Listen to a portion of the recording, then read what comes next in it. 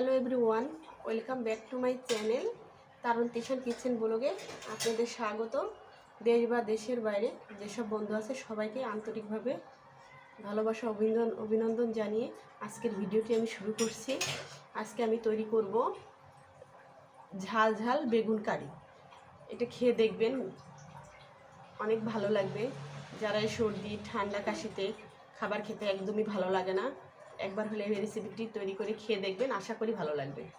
ভিডিওটা দেখার আগে অবশ্যই লাইক দিয়ে ভিডিওটা শুরু করবেন, আর ভিডিওটা স্কিপ না করে ভিডিওটা সম্পূর্ণ করবেন।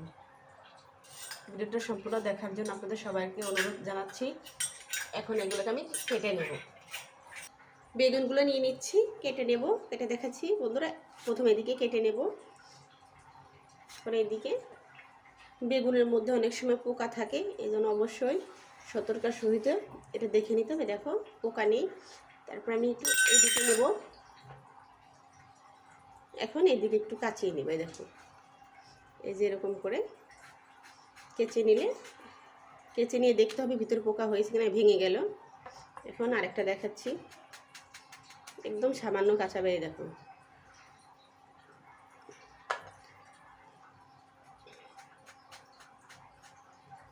এই দেখো পোকা থাকলে দেখা যাবে। আরেকটা বেগুন আমি কেচে নিচ্ছি, কেচে নেওয়া হয়ে গেছে। বেগুনগুলো আমার কেটে ধুয়ে নেওয়া হয়ে গিয়েছে। এখন এর মধ্যে দিয়ে দেবো হাফ টিস্পুন হলুদের গুঁড়া, দিয়ে দেবো সামান্য পরিমাণ লবণ, দিয়ে দিব শুকনো লঙ্কা গুঁড়ো হাফ টিস্পুন, দিয়ে দিব ধনিয়া গুঁড়া হাফ টিস্পুন। এখন সবগুলো একসাথে ভালো করে মাখিয়ে নেব।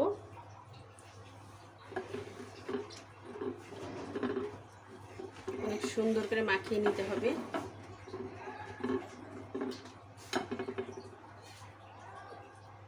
মশলাটা আমার মাখানো হয়ে গিয়েছে, এটা রেস্টে রেখে দেবো 5 মিনিটের জন্য। 5 মিনিট পর এটাকে ভেজে নেব। চুলায় একটা প্যান বসিয়ে নিয়েছি, প্যানটা গরম হলে তেল দিয়ে নেব। প্যানটা গরম হয়ে গিয়েছে, এ পর্যায়ে দিয়ে দেবো তেল।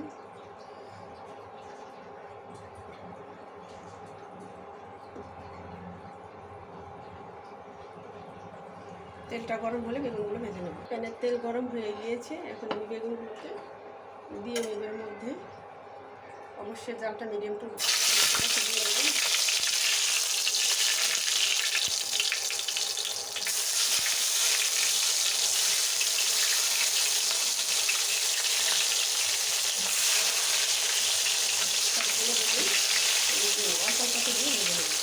আমার এক পাশ ভালো করে ভেজে নেওয়া হয়ে গিয়েছে, এখন আমি এটাকে মিশিয়ে নেব।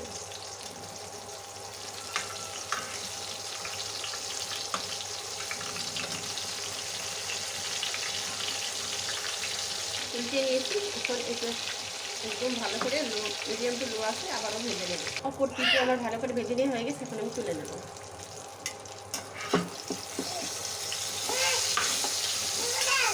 তুলে নিয়েছি, এখন বাকি সব বেগুন আমি ভেজে নেব, একই নিয়ে নেব।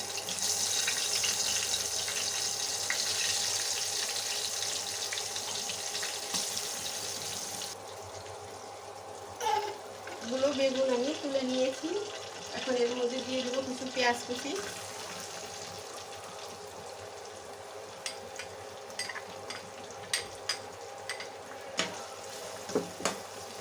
হালকা ব্রাউন কালার করে ভেজে নেব, মাঝে মাঝে একটু নেড়ে নিতে হবে। এই পর্যায়ে দিয়ে দেবো আমি কিছু কাঁচামরিচ চিড়ে রেখেছিলাম, সেগুলো কুচি কুচি করে কেটে নিয়েছি। আপনারা চাইলে লম্বা করে কেটে নিতে পারেন। আবার কিছুক্ষণ নেড়ে নেব। পেঁয়াজটা আমার হালকা ব্রাউন কালার করে ভেজে নিয়ে হয়ে গেছে। এতে দিয়ে দেবো বাটা মশলা। এখানে 1 ইঞ্চি পরিমাণ আদা বাটা আর 5 কোয়া বড় সাইজের রসুনের 5 কোয়া রসুন বেটে নিয়েছি। মশলাটি দিয়ে দেব।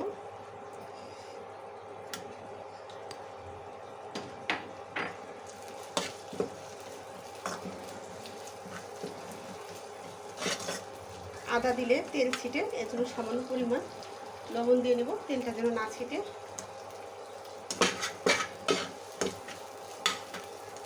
কিছুক্ষণ, হালকা করে ভেজে নেব। চালটা অবশ্যই এই সময় মিডিয়াম টু লোতে রেখে রান্না করে নিবে।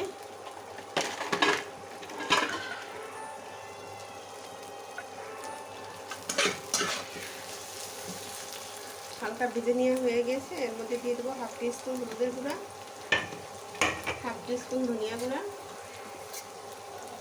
1/2 টিস্পুন শুকনো লঙ্কা গুঁড়ো দিয়ে আবার এটাকে ভালো করে কষিয়ে নিব। মশলাটা কষিয়ে নিয়ে কিছুক্ষণ পর এর মধ্যে দিয়ে দেব পেস্ট করে রেখেছিলাম 4 চামচের 2 চামচ সরিষা পেস্ট। এখন দিয়ে দেবো এর মধ্যে, দিয়ে আবার এটাকে ভালো করে নেড়ে দেবো।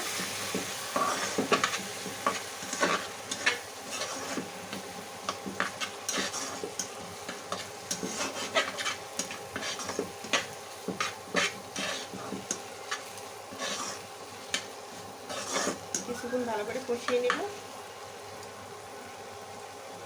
এই শীতে যাদের প্রচণ্ড ঠান্ডা সর্দি একদমই সারতে চাচ্ছে না, তারা একবার হলে এই রেসিপিটি তৈরি করে খেয়ে দেখবেন, দ্রুত ঠান্ডা কাশি ঠিক হয়ে যাবে। আমার যখন প্রচুর পরিমাণ ঠান্ডা লাগতো, আমার মা আমাকে এই রেসিপিটি তৈরি করে খাওয়াতো, দ্রুত ঠান্ডা ভালো হয়ে যেত। তাই আমি এই রেসিপিটি তোমাদের মধ্যে শেয়ার করলাম। অনেক আছে ডাইরেক্ট সরাসরি সরিষা বাটাটা খেতে পারে না, আর এইভাবে খাবে, খেতেও মজা লাগবে, ঠান্ডারও কাজ করবে। কিছুক্ষণ কষিয়ে নিয়ে এর মধ্যে দিয়ে নেব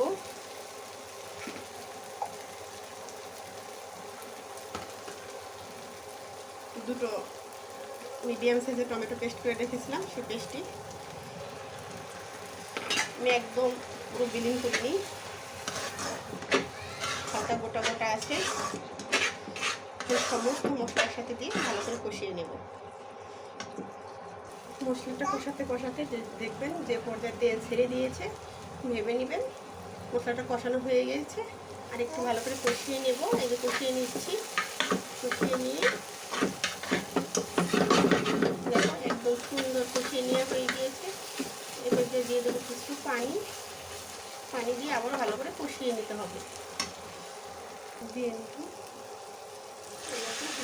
কতটুকু পরিমাণ পানি দিয়েছি, বেশি দিতে হবে না, অল্প করে দিয়ে নিতে হবে। দিয়ে 2 মিনিটের মতো কষিয়ে নিলে মশলাটা কষিয়ে নেওয়া হয়ে যাবে। মশলাটা ভালো করে কষিয়ে নেওয়া হয়ে গেছে। এখন দিয়ে দেবো ভেজে রাখা বেগুন। ভালো করে মশলাগুলো বেগুনের সাথে মিশিয়ে নিতে হবে।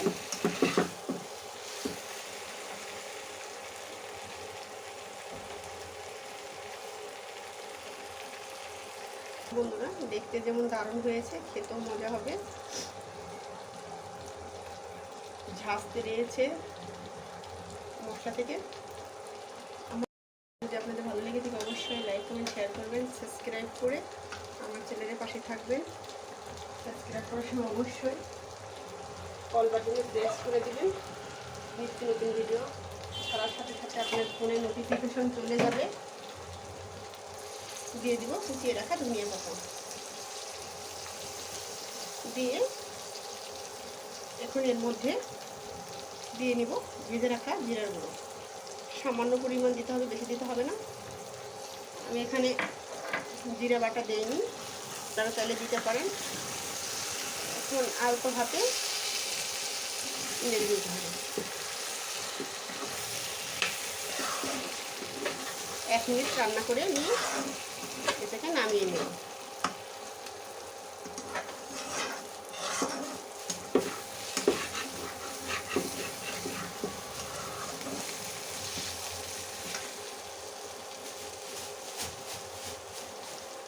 তৈরি হয়ে গেছে আমার মজাদার ঝাল ঝাল বেগুন কারি রেসিপি। এটাকে এখন আমি নামিয়ে নিচ্ছি। নামিয়ে নিয়েছি বন্ধু। দেখো, ডেকোরেশনের জন্য আমি একটু কিছু ধনিয়া পাতা কুচিয়ে নিয়েছি, উপর দিয়ে ছড়িয়ে দিয়েছি, কিছু লেবু আর পেঁয়াজ দিয়ে ডেকোরেশনটা সাজিয়ে নিয়েছি। বন্ধুরা, বলো কেমন হয়েছে? এখন একদম খাওয়ার জন্য রেডি।